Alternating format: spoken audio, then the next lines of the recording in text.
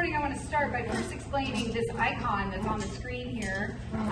It is Jesus, Mary, Martha, and Lazarus gathered together with all the disciples, and Mary of Bethany is there on the floor, kind of clinging to Jesus' foot.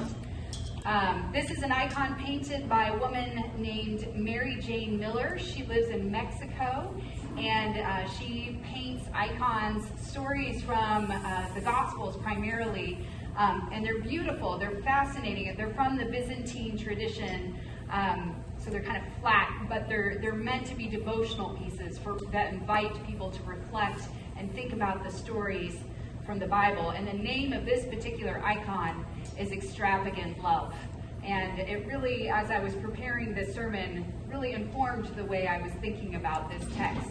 So this morning I wanted to open with a story about an elaborate but also ordinary expression of extravagant love, because I want to make the point that we see these attempts to demonstrate love all around us all the time. And in some ways they are very ordinary, and sometimes they're really extraordinary.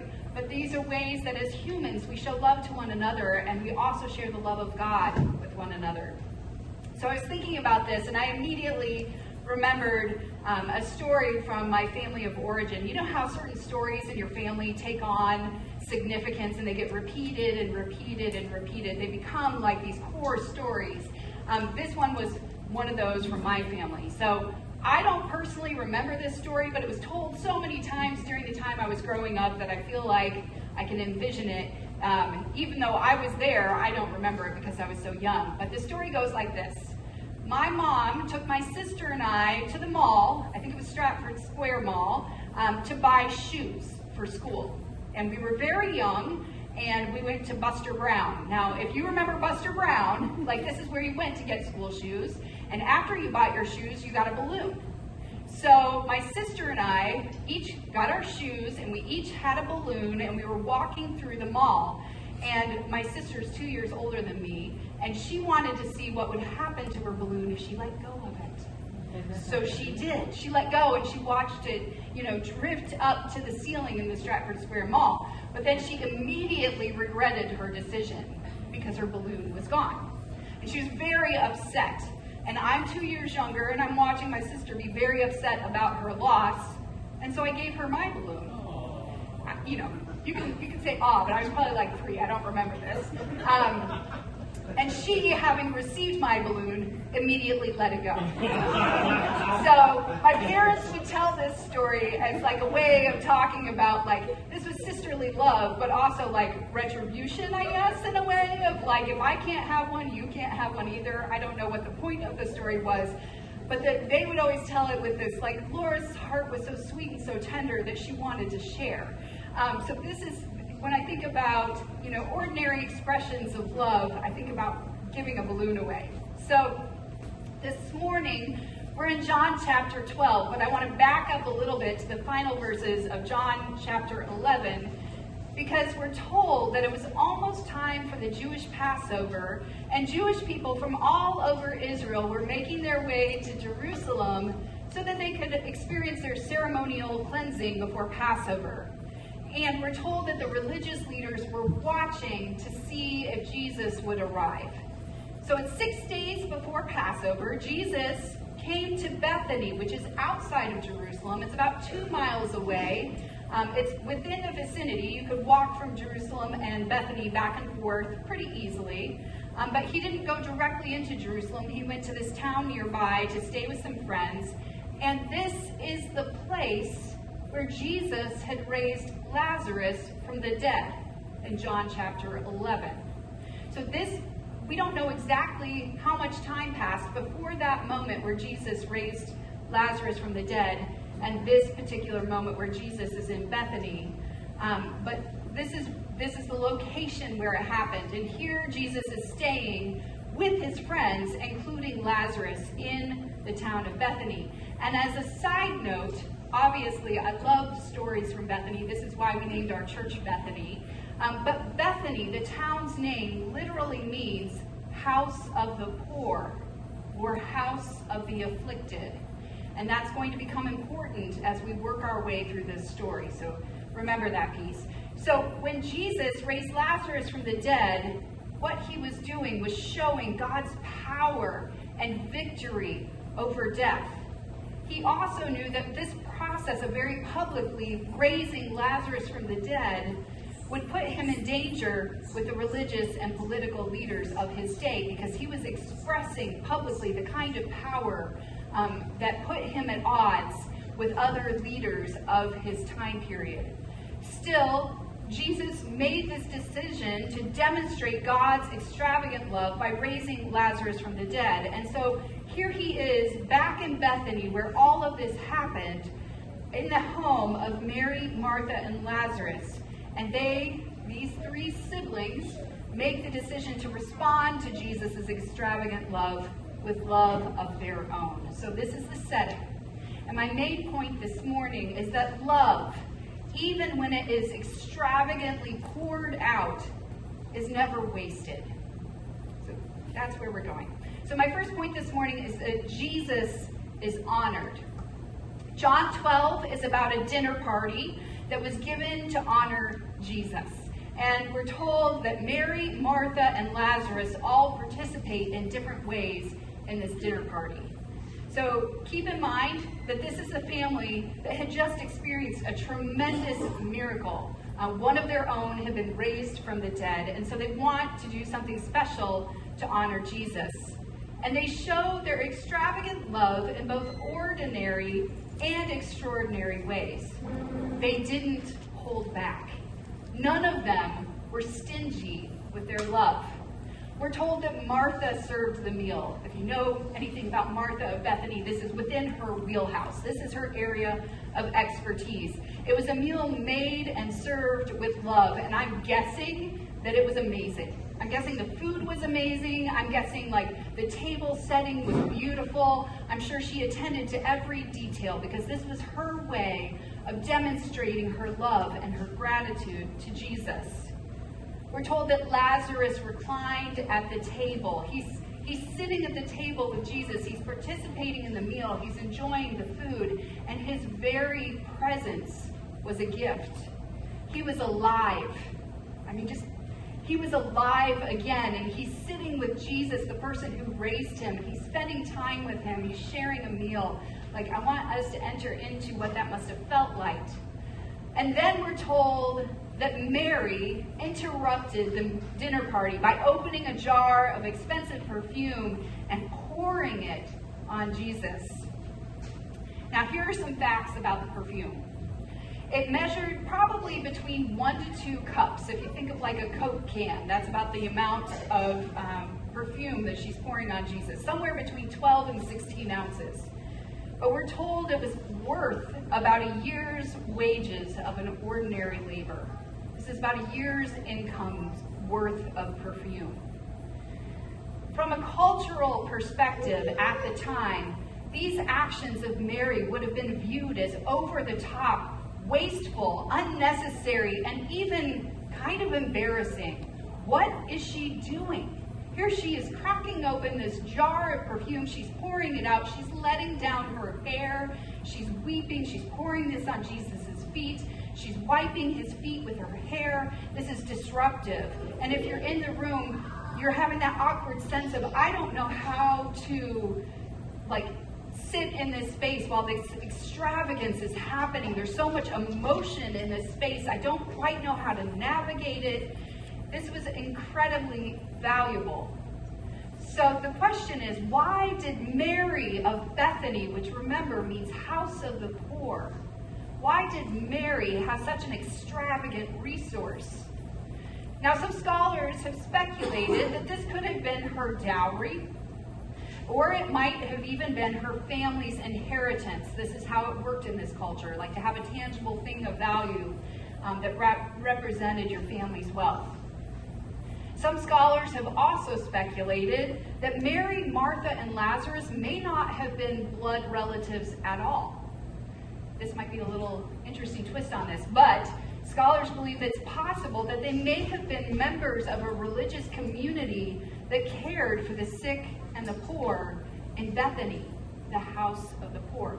I can get into the reasons for that, but you'll have to ask me about it later, about what clues, what signals in the text make scholars believe that that could have been possible? That Mary, Martha, and Lazarus had already dedicated their lives to serving the sick and the poor in this town. And so they lived together in community. They had this one valuable resource, but they had already dedicated their lives to serving God.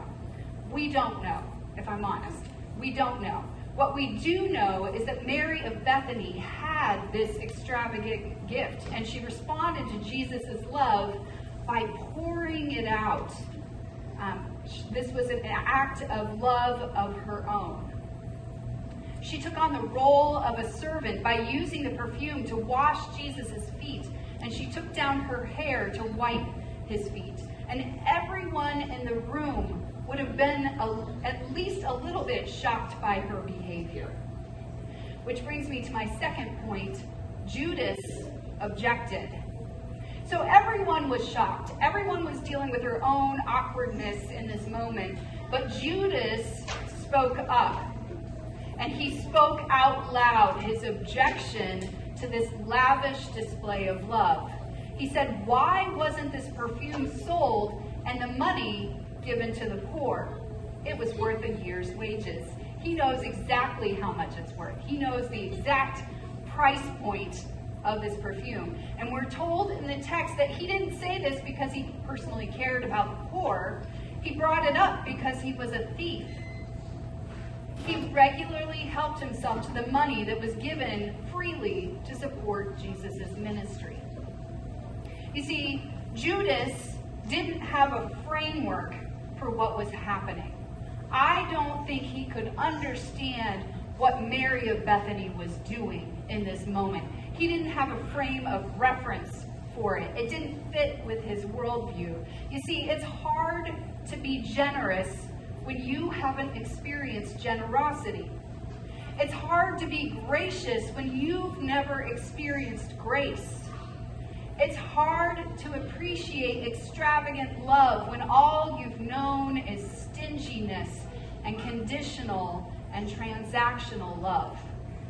You see, Judas is a thief who steals for himself what was freely given. Judas objects to Mary's view of Jesus' love.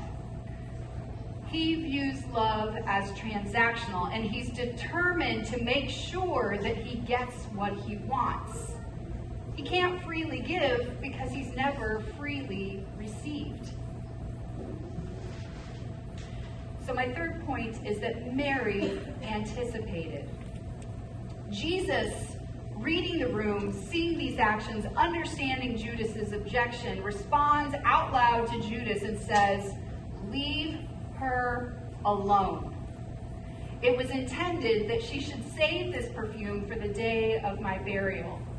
You see, Jesus knew all about Judas's priorities. Jesus also had a framework for understanding Mary's extravagant display of love. She was not waiting to pour out this gift of love to Jesus. She wasn't holding it back. She wasn't waiting to anoint Jesus after his death for his burial. She was choosing to do it now. Now, I don't know that Mary even understood completely her own actions. I don't think that Mary necessarily knew exactly what was going to happen to Jesus. She knew that Jesus was here, and she wanted to show in some tangible way the extent of her love and gratitude to Jesus in this moment. I think this was just welling up inside of her. She went to see, what do I have to offer Jesus? She saw the jar of perfume, and that's what she chose. I don't know that she said, Jesus is going to die and be buried, I must prepare him. I don't think that was in her head. I think she was looking for an opportunity to show her love. But this is how Jesus received it. You see, now was the moment when Jesus needed the ministry of others to him. Jesus knew where he was headed. And I think in that moment, Jesus may have felt very alone. He knew this is 6 days before Passover, we're told. This is like a week before the cross.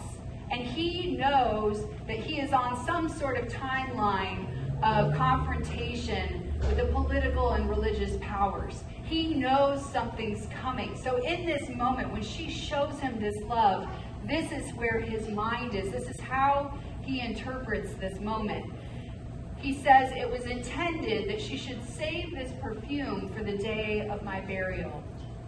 Now, some Bible scholars have pointed out that Jesus may have still carried the scent of this expensive perfume on his body and on his clothes throughout the remaining events of Holy Week. This perfume was so strong, the scent was so pungent, that he may have carried elements of it with him through the remaining moments of his trial and crucifixion. He could still remember the gift of Mary's love and her ministry to him. Jesus said to Judas, "You will always have the poor among you, but you will not always have me." And if I'm honest, I have always struggled with this verse. What does this verse mean? What is Jesus saying to Judas? Judas has objected to this wasteful use of this expensive perfume because he was saying the money could have been given to the poor, but we know he doesn't care about the poor. He cares about the money for himself. So what is Jesus saying to Judas? You will always have the poor among you, but you will not always have me. And I was thinking about it this week, and I think in this moment, Jesus is saying that he is counting himself among the poor. In this moment, in this space, in this room, Jesus is the poorest among them. In Bethany, the house of the poor, Jesus is the one who is perhaps the most in need in this moment, and Mary has attended to his needs. Even now, Jesus was pouring himself out, making himself nothing, and taking on the very nature of a servant. He will, in the future, in a few days, humble himself and become obedient to death, even death on a cross. And Mary, through perhaps the power of the Holy Spirit, has anticipated Jesus' extravagant act of pouring out his love for others by pouring out her own gift of extravagant love. I told you at the beginning, my main point is that love, even when it is extravagantly poured out or shared, is never wasted. This gift of this perfume, while some in the room may have considered it an extravagant waste, she was saying this is not wasted. This is love. So I'm going to give you all some time to talk about some of these themes around your tables in smaller groups of 3 or 4. If you want to participate in the conversation, please do. If you're nervous about that, feel free to just listen. But here are the questions I want you to consider this morning. How has Jesus shown us God's extravagant love? What does this tell us about the character and goodness of God? And then secondly, what are some ways that we can pour out our own gifts of extravagant love to Jesus and for the benefit of others?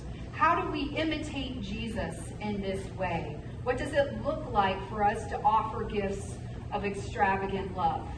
So go ahead and take a few moments. I will pull us back together in about 5 minutes or so.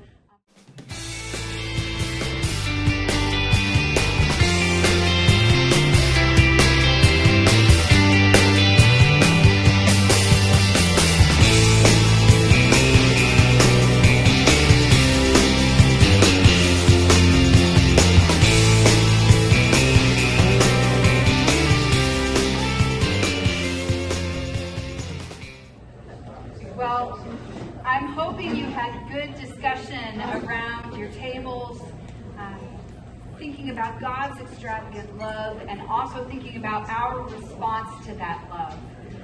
Jesus showed us God's extravagant love of God when he poured out his life so that we could have eternal life. Jesus wasn't stingy with his love. He didn't hold it back, and so we shouldn't be stingy either. Mary, Martha, and Lazarus all responded to Jesus' extravagant love by honoring Jesus. And Mary held nothing back because she knew that love poured out is never wasted. I want you, if you can, to carry with you this image this week, thinking about this gift. Think of her searching through her house for what she had to offer, and then making this choice to pour out something so very valuable in an act that many in the room thought was just a complete and utter waste. Like, you can't put the perfume back. You can't return it to the bottle, right? Once you've opened it and poured it out, it's out there. But also, this was such a ministry and a gift to Jesus in these moments when he may have felt very, very alone. It was a sign or a testimony to him that someone recognized on some level the gift that he was offering, and showed in her own way this demonstration or reciprocation of love. This is an invitation to us to consider how we can love generously, graciously, and mercifully. And I want you to consider also this contrast between this extravagant pouring out of Mary and the response of Judas that had created this tension within him that led him to object out loud because he didn't have a framework for this kind of generosity. It's an invitation for us to consider our own relationship to extravagant love. Have we experienced it? When we are faced with a choice, do we choose to offer it back, to look for opportunities to demonstrate this in our own lives? This is an invitation for us to learn how to follow Jesus by learning how to love extravagantly like Jesus, and to see the difference between love that is freely poured out and love that is held back and treated with a kind of grudging stinginess. And Jesus is saying, I want you to have the freedom to know how freely you've been loved and to offer that love freely in response. Amen.